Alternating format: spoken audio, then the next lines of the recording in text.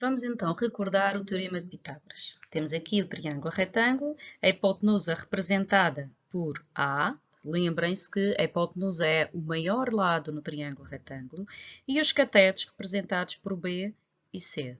Recordem que os catetos no triângulo retângulo são os dois lados que formam o ângulo de 90 graus, que está aqui assinalado no vértice A. Ora, o Teorema de Pitágoras diz que hipotenusa ao quadrado é igual a cateto ao quadrado mais cateto ao quadrado. Ora, vejamos então como determinar a hipotenusa num triângulo retângulo. Aqui temos então o Teorema de Pitágoras, h² igual a cateto 1 ao quadrado mais cateto 2 ao quadrado. Os catetos estão representados por C1 e C2. Aplicando aqui a este triângulo, temos então a hipotenusa é o x, fica x² igual a 3 ao quadrado mais 4 ao quadrado.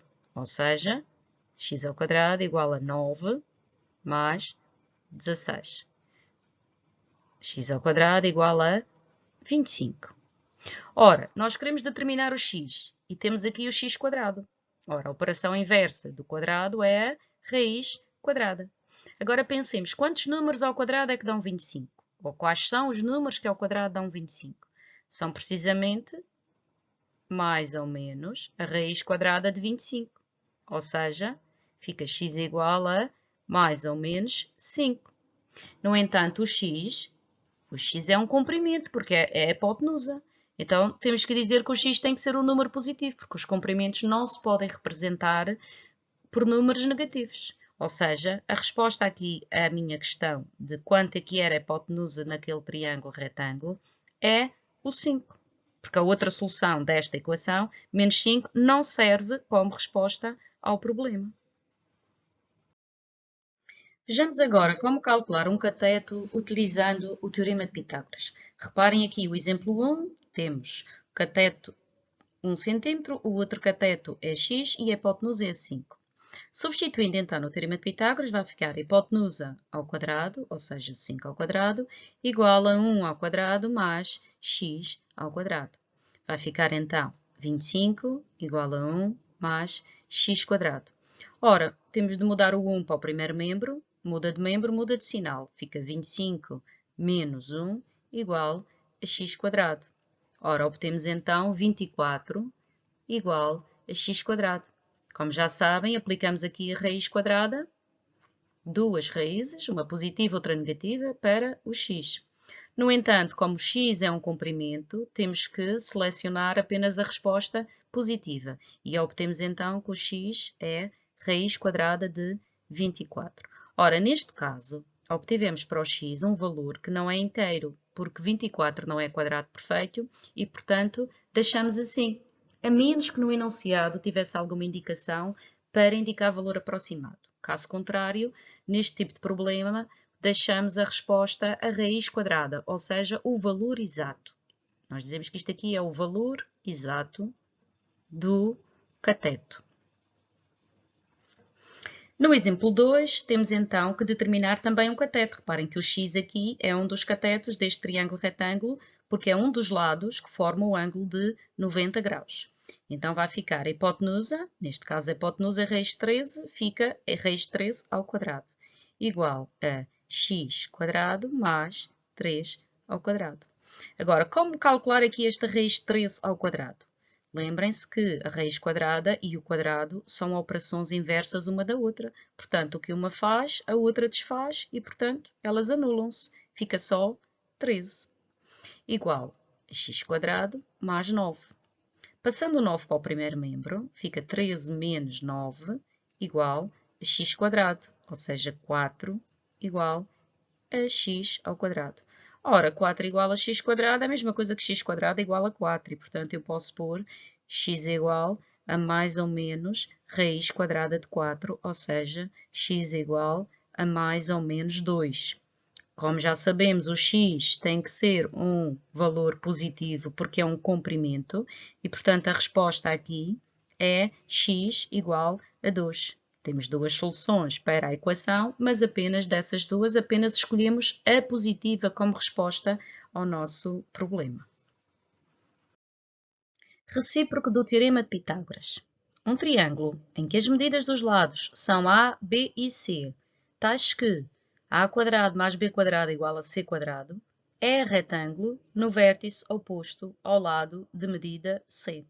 Isto é, se eu tiver um triângulo de lados A, B e C, se com esses três lados se verificar o Teorema de Pitágoras, isto é, se A² mais B² for igual a C², então o recíproco do Teorema de Pitágoras garante que o triângulo é retângulo.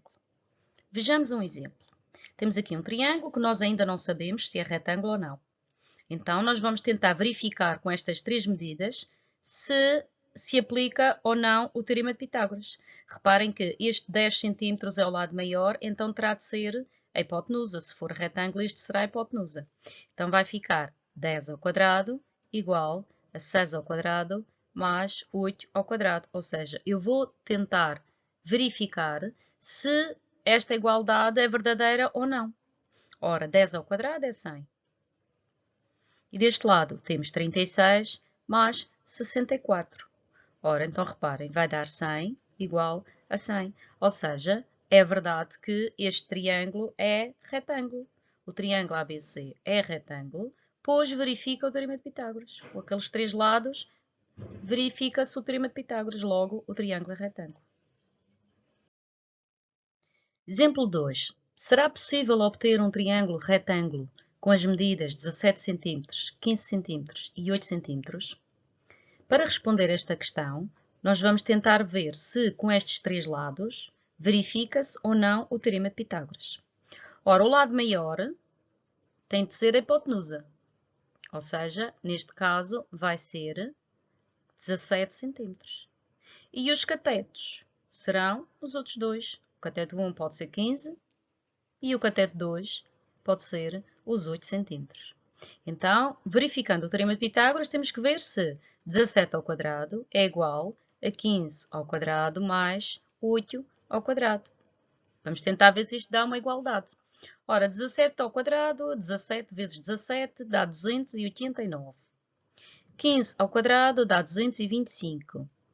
E 8² dá 64.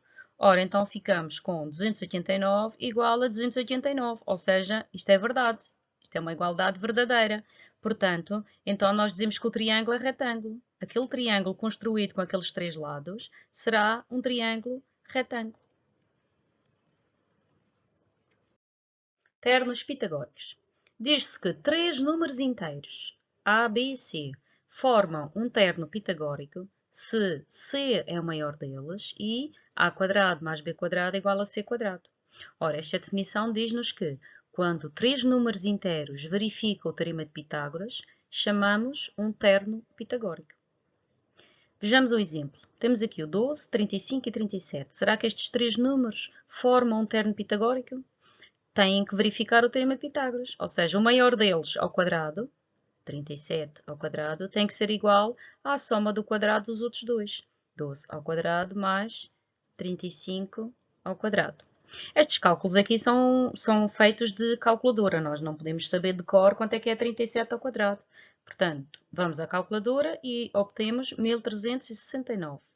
Depois, 12 ao quadrado, 144 e 35 ao quadrado, 1225. Ora, se somarmos os 144 com 1225 dá 1369. Ou seja, estes três números verificam o Teorema de Pitágoras, são três números inteiros, então nós dizemos que eles formam um terno pitagórico. Portanto, 12, 35 e 37 formam ou são um terno pitagórico.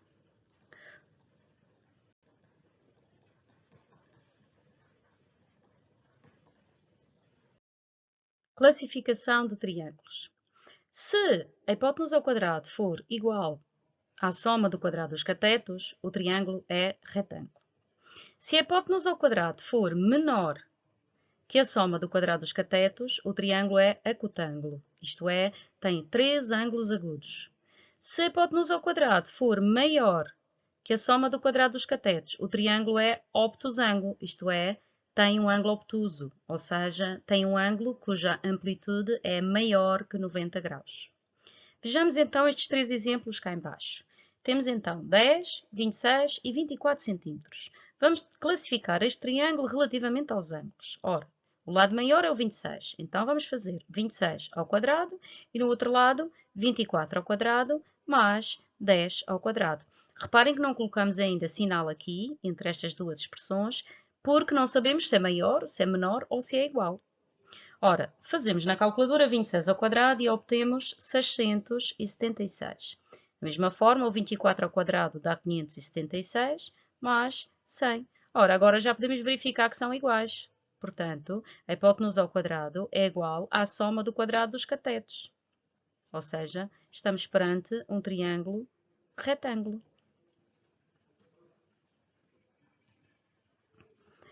No segundo exemplo, temos 10, 9 e 12. Como o lado maior é 12, vamos colocar 12 ao quadrado e no outro lado 10 ao quadrado mais 9 ao quadrado. Ora, 12 ao quadrado é 144, 10 ao quadrado é 100, 9 ao quadrado 81. Ou seja, obtemos então 144 é menor que 181. Ou seja, estamos perante um triângulo ecotângulo.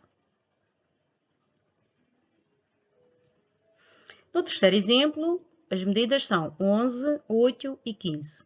Então, o lado maior é 15, colocamos 15 ao quadrado e no outro lado 11 ao quadrado mais 8 ao quadrado.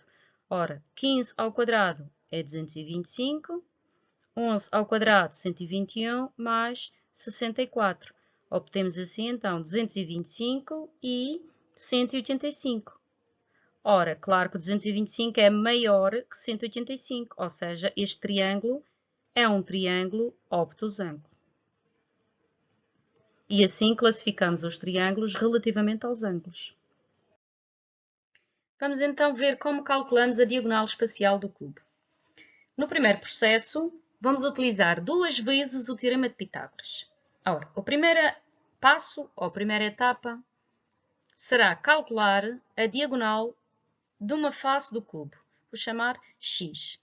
Então, aplicando o teorema de Pitágoras a este triângulo retângulo, que será cateto 4, o outro cateto também é 4 e a hipotenusa x.